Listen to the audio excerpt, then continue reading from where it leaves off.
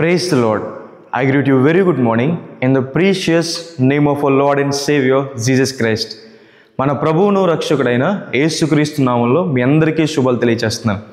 ఎలా ఉన్నారు? మీరంతా బాగున్నారా? మీకోసం ఎల్లప్పుడూ ప్రార్థన చేస్తున్నాను. దేవుడు లేవనెత్తువాడని, ఆయన దీనుల్ని ఉన్నతమైన స్థలాల్లో కూర్చోబెడతారని దేవుని వాక్యం సెలవిస్తుంది.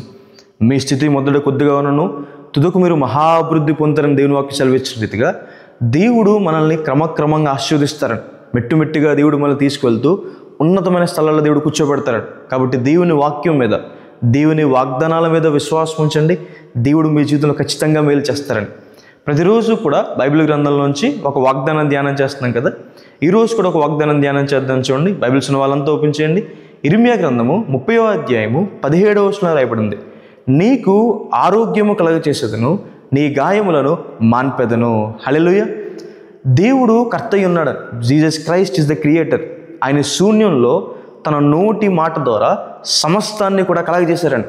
ఈ సర్వ సృష్టిని సృష్టించిన సృష్టికర్త, సర్వాధికారి అయిన దేవుడు ఆయన మీకు ఆరోగ్యాన్ని కలగజేస్తారండి. ఆయనకి సృష్టి మీద, మనిషి మీద, మనిషి ఆరోగ్యం మీద ఆయనకి అధికారం ఉందని.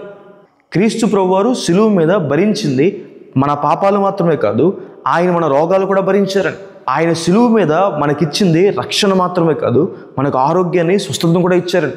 అందుకే రాయబడింది, ఆయన పొందిన దెబ్బల చేత మనం స్వస్థత పొందితిమి అని. హల్లెలూయా. దేవునికి మనమంటే ఎంత ప్రేమ, మనుషులంటే దేవునికి ఎంత ప్రేమ. ఆయన మన పాపాలు భరించడం మాత్రమే కాదు, మన రోగాలు కూడా భరించారు.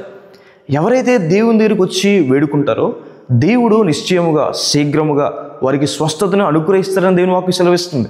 క్రీస్తు ప్రభువారు ఈ లోకంలో ఉన్నప్పుడు అనేక మందిని స్వస్థపరిచారండి.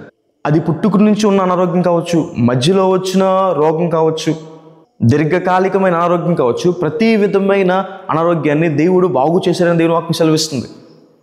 క్రీస్తు ప్రభువారు స్వస్థత కలిగింది అని చెప్తే ఎన్నో మైళ్ళ దూరంలో ఉన్న వ్యక్తి కూడా స్వస్థత పొందాడు.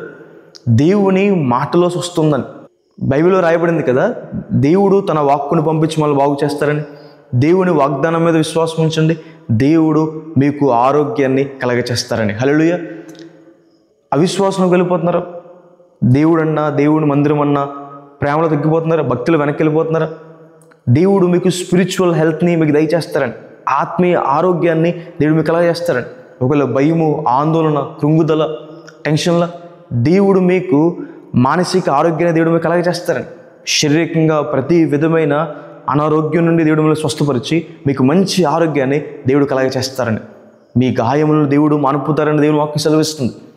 శరీరానికి తగిన గాయాలైతే మానిపోతాయి, మరి మనసుకి, హృదయానికి తగిన గాయాలు దేవుడే ఆయన ప్రతి విధమైన గాయాన్ని మానుపుతాడు అని. హల్లెలూయా. దేవుడు మిమ్మల్ని ఓదారుస్తాడని, దేవుడు మిమ్మల్ని ఆదరిస్తాడని. 12 సంవత్సరాల నుండి అనారోగ్యంతో బాధపడుతున్న స్త్రీని బైబిల్లో మనం చూస్తాం. ఆమె అనేకమైన వైద్యుల దగ్గరికి వెళ్ళింది, కానీ ఎక్కడా కూడా ఆమెకు పరిష్కారం దొరకలేదు. ఆమె తిప్పలు పడిందని దేవుని వాక్యం సెలవిస్తుంది.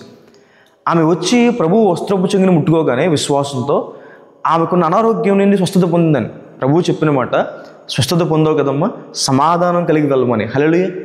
దేవుడు కర్త, ఆయన మనకి స్వస్థతని, ఆరోగ్యాన్ని కలగజేస్తారు, అలాగే సమాధానాన్ని కూడా కలగజేస్తారని. హల్లెలూయా. ఇంట్లో గొడవల, గందరగోళాల, శాంతి, సమాధానం, నెమ్మదిలేదా హృదయంలో దేవునికి చోటు ఇవ్వండి. ఆయనకు చోటిస్తే దేవుడు మీకు సమాధానాన్ని కలగజేస్తారని.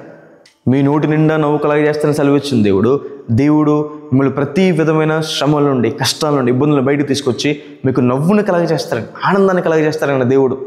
ఒకవేళ ఒక ఇల్లు కట్టుకోవాలనుకుంటున్నామండి, ఒక ఫంక్షన్ చేయాలనుకుంటున్నాం, మ్యారేజ్ విషయంలో ముందుకు వెళ్ళాలనుకుంటున్నాం, దేవునికి ఇవ్వాలనుకుంటున్నాం, దేవుని పని విషయంలో సహకరించాలనుకుంటున్నాం, మాకు సామర్థ్యం లేదని బాధపడుతున్నారా? దేవుడు మీకు సామర్థ్యాన్ని కలగచేస్తారని. హల్లెలూయా. మీరు భాగ్యం సంపాదించుకోవడానికి, దేవుని పనులు చేయడానికి దేవుడు మీకు సామర్థ్యాన్ని కలగజేస్తారని. కాబట్టి ఈ వాగ్దానం విశ్వసించండి, దేవుడు మీకు ఆరోగ్యాన్ని కలగజేస్తారని. ఎన్నోసార్లు మనం ఉంటాం కదా, హెల్త్ ఈజ్ వెల్త్ అని.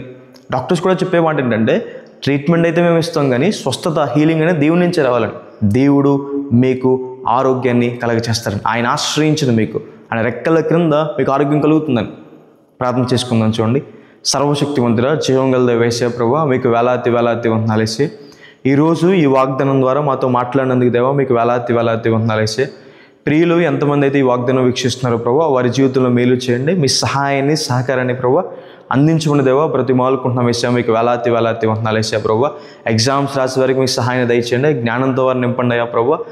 జాబ్స్ చేసేవారిని, బిజినెస్ చేసేవారిని ప్రభావ తోడేనండి, కృప చూపించండి, వారిని ఆశీర్వదించండి అయ్యా ప్రభువా. అలాగే తండ్రి అప్పుల బాధలు ఉన్న వారు లేవనెత్తండి, అనారోగ్యంతో బాధపడుతున్న వారిని ప్రభావ ముట్టండి, స్వస్థపరచండి, సంపూర్ణ ఆరోగ్యం వారికి కలగచేయమని దేవా బ్రతిమాలుకుంటున్నాం ఏసయ్యా. శాంతి సమాధానం లేని వారికి సమాధానం కలగచేయండి, సామర్థ్యం కావాలనుకున్న వారికి సామర్థ్యం కలగచేయండి అయ్యా ప్రభువా. వారి నోటి నిండా నవ్వు కలగచేయండి. ఈ వాగ్దానం వీక్షిస్తున్న వారందరినీ దీవించండి, ఆశీర్వదించండి, గొప్ప ప్రభావంతో వారిని నింపమని, మీ మహిమతో నింపమని యేసు నామమున అడిగి వేడుకుంటున్నాను తండ్రి. Amen. God bless you. God bless India.